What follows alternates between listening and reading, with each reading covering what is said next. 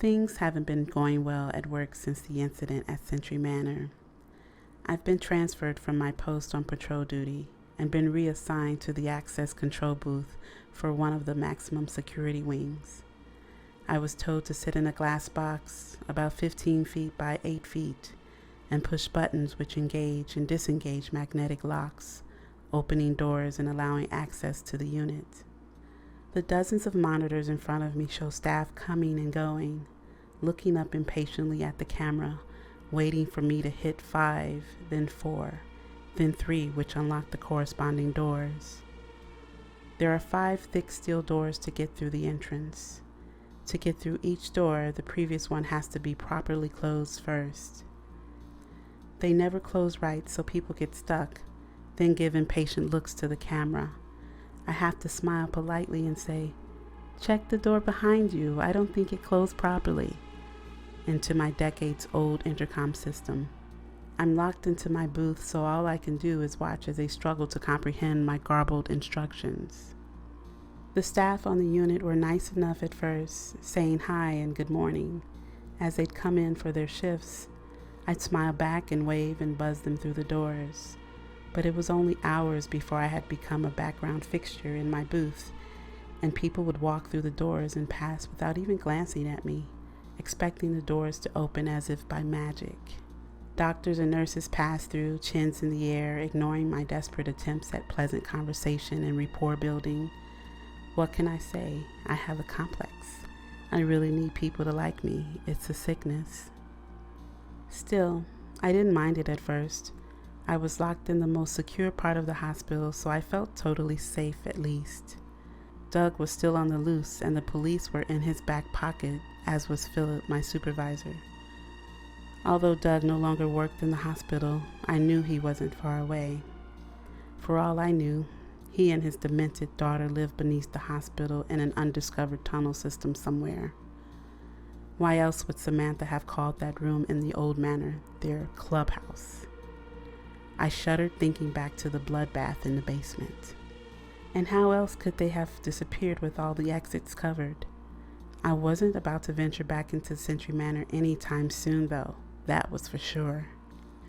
I didn't trust those buckled and sagging ceilings, and I definitely didn't like the memories I had of the place. I couldn't always hide in my booth, though, as we would switch out with one patrol officer each day for a couple of hours to do a quick patrol and take a half-hour lunch break. I enjoyed getting out in the fresh air, but the indoors parts of my patrol were difficult and filled me with anxiety. The grounds never ceased to surprise me, as I would discover a new section almost every day. The place was labyrinthine. I was always scared now, walking in the basement. I would hear steps coming from a distance, and my mouth would go dry, my legs would stop working, and I'd have to force myself to move forward. I knew Doug wanted me dead. I was the only one who knew his secret. Thank God I have no address or personal information listed online. No way for the two of them to find me. Still, last night I could have swore I'd heard the high and melodious laugh of a familiar little girl from just outside my apartment, down below on the street level. I looked outside and see no one there. It was unnerving, to say the least.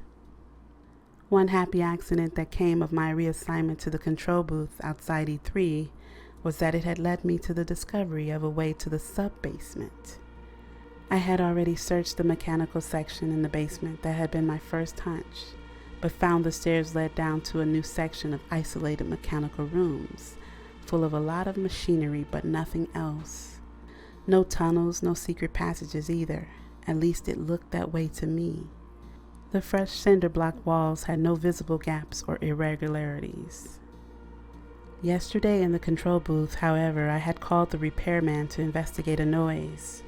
It had been coming from an area up a ladder and through a hatch in the ceiling of the control room. I had peeked up there and seen the area was vast, and noticed an old steel cage elevator which looked almost 100 years old or more. Another relic that had been left to decay in the hospital, like the electroshock therapy room where I had first met Samantha. That gave me an idea.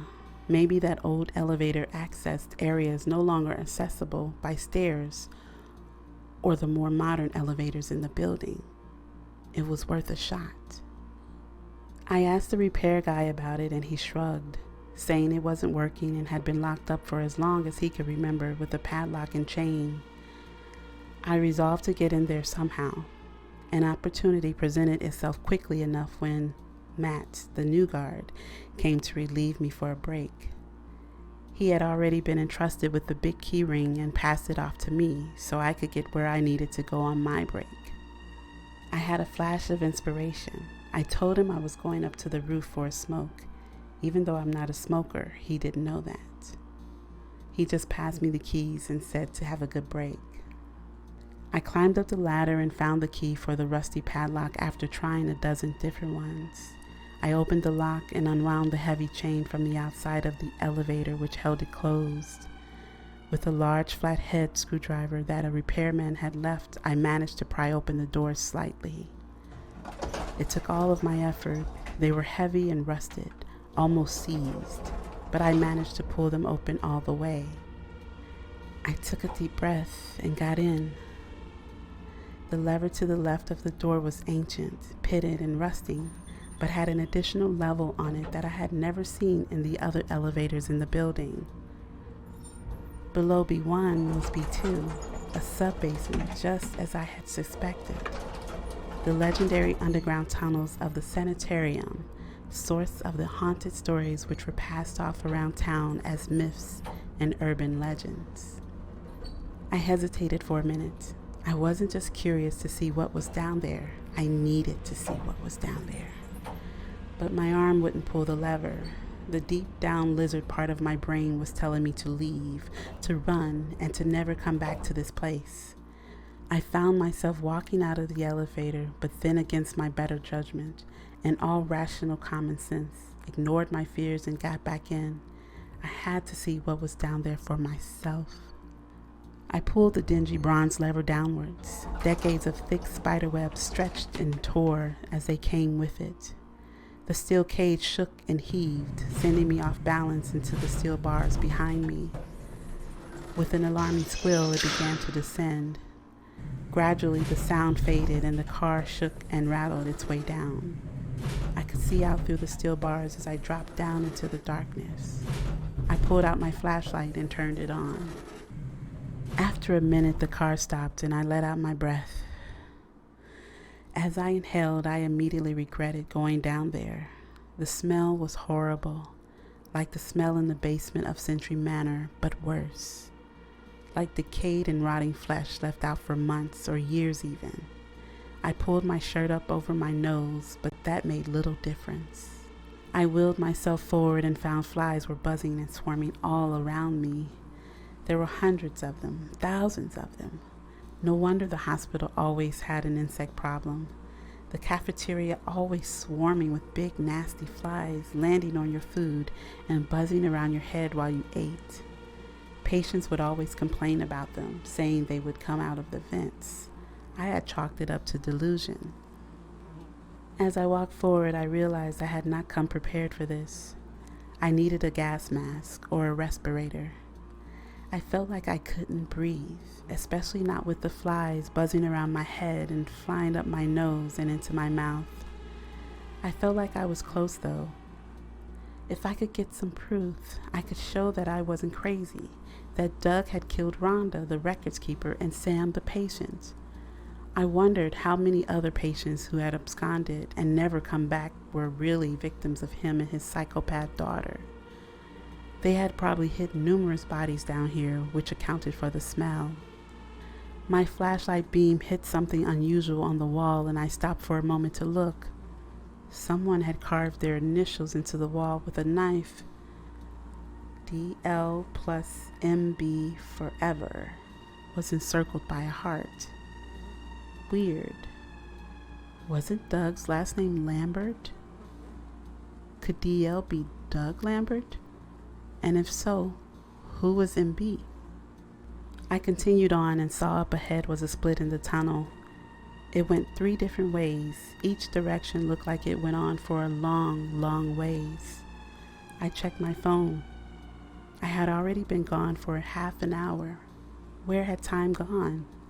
My break was already over. I would have to come back when I had more time.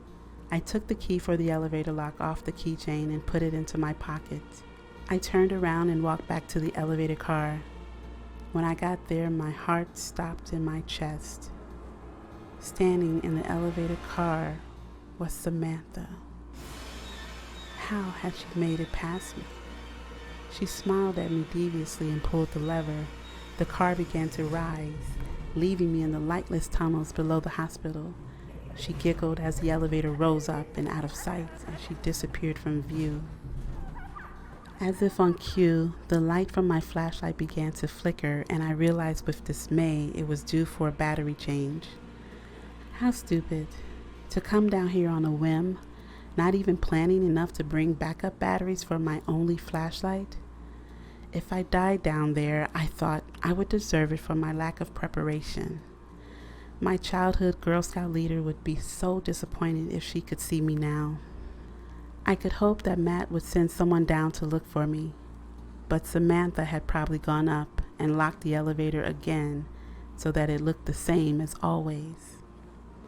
There was no way to call the elevator from down here either, it appeared.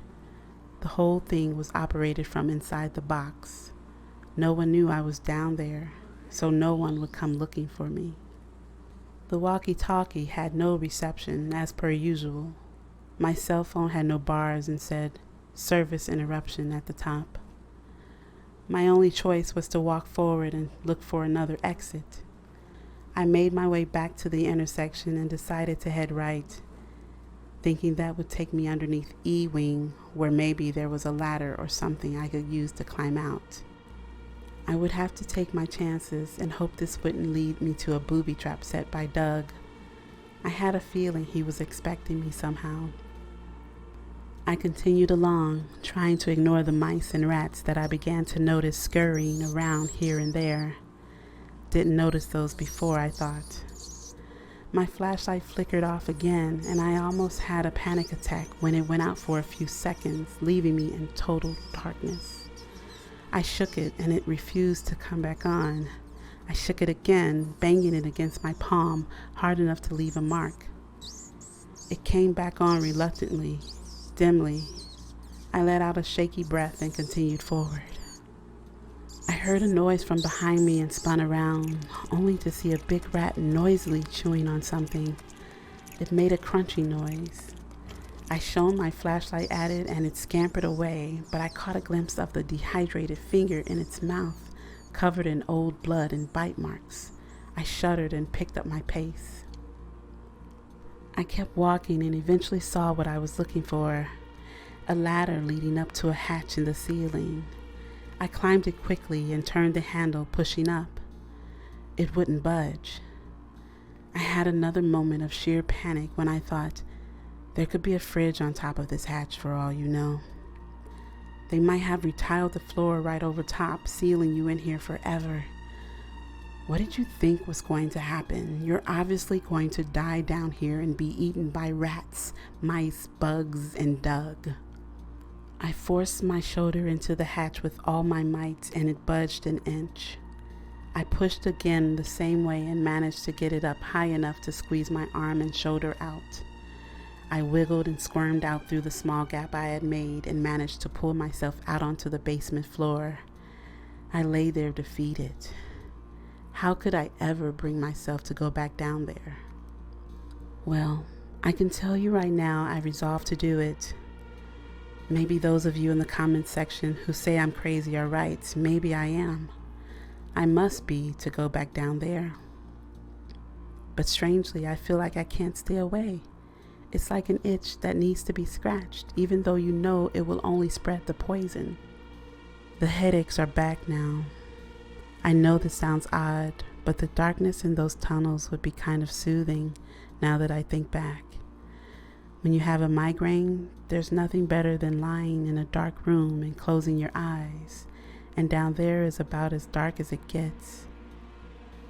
I have to figure out a way to get down there and stay down there for longer so I can explore it properly. The key is in my pocket. All I have to do is get back to that elevator when no one is watching. I'm sure it's dangerous, but I can't. Sorry, I couldn't remember for a second why I was even doing all this. That's right, for Rhonda. I have to show people it was Doug who killed her. My mind is a bit fuzzy right now. Maybe it's a lack of sleep. I'll get some rest, then figure out a plan to get down there when no one is watching.